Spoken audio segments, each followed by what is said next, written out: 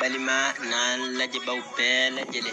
kadamina Côte d'Ivoire na jamana bela jele Côte na réseau bela jele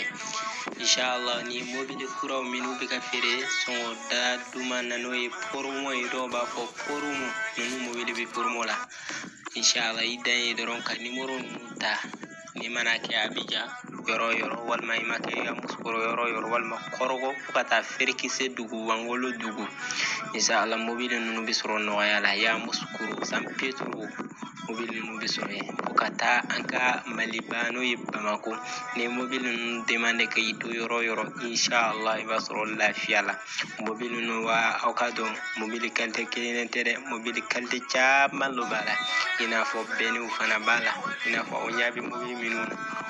kalte wulubi inshallah rabbi adani kan numéro nunta numéro nunu ko bari plus 225 0503 36 92 94 benu bala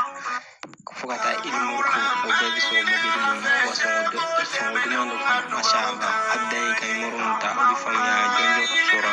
ina inshallah wassalamu alaykum